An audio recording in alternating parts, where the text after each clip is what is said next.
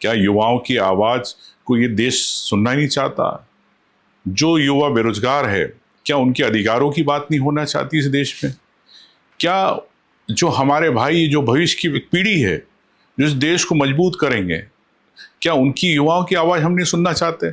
व्यवस्था को लेके बात बार बार हो रही है। जब व्यवस्था और युवाओं को कॉकरोच समझने लगे तो समझ लीजिए समस्या युवाओं में नहीं, व्यवस्था की सोच में है। हमारे भाई लोग जो बात कह रहे हैं, देश में उभर रही कॉकरोच जनता पार्टी सिर्फ एक सोशल मीडिया ट्रेंड नहीं है, यह देश के युवाओं की नाराजगी, व्यंग, सिस्टम से टूट चुके युवाओं के गुस्से की आवाज है।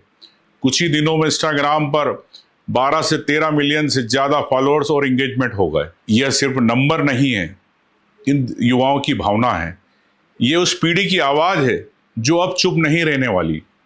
मैं समझता हूं यह गुस्सा अचानक पैदा नहीं हुआ है। इस गुस्सा की वजह क्या है?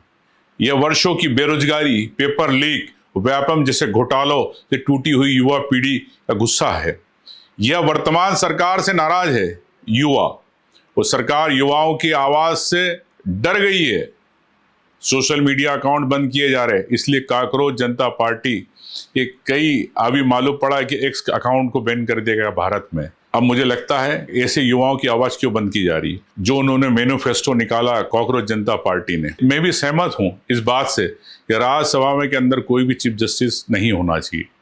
किसी भी मतदाता को वोट हटाया गया मुख्य चुनाव आयुक्त पर के तहत कार्रवाई की जाना चाहिए, ये मैं इस बात से सहमत हूँ। और मैंने विधानसभा में उठाई थी महिलाओं को 50% आरक्षण मिलना चाहिए, और अभी से क्यों बार बार सीटों की बात, परिसीमन की बात की जा रही?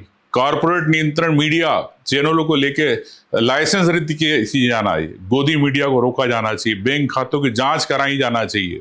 मैं इस बात से भी सहमत हूँ। और मैं तो कहता हूँ जो इलेक्ट्रॉल बॉन्ड से जो लाखों करोड़ों रुपए सरकार को मिलता है, पार्टियों को मिलता है, उसको भी रोका जाना चाहिए, ताकि पता चले देश की जनता को कि कौन कौन से लोग, बड़े उद्योगपति किस पार्टी को दे रहे हैं। पिछले कई वर्षों से मैं भी लड़ाई लड़ रहा हूँ।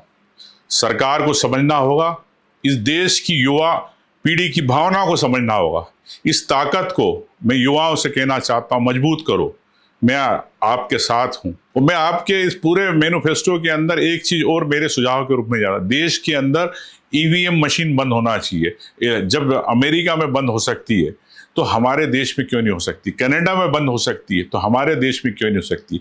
इस सुझाव को भी आप इसमें जोड़ें। मैं समझता हूं कि निश्चित तौर से आपकी जो भावना है, ये देश के युवाओं की भावना है।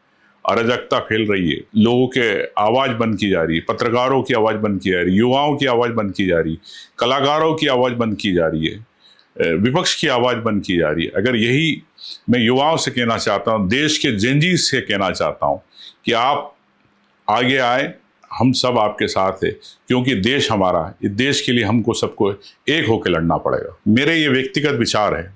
निश्चित तौर से देश सर्वोपरि है, देश के है तो हम सब है। जय हिंद। हमसे जुड़े रहने के लिए हमारे YouTube चैनल को सब्सक्राइब करें और नई वीडियो की नोटिफिकेशन के लिए बेल आइकॉन को दबाएं।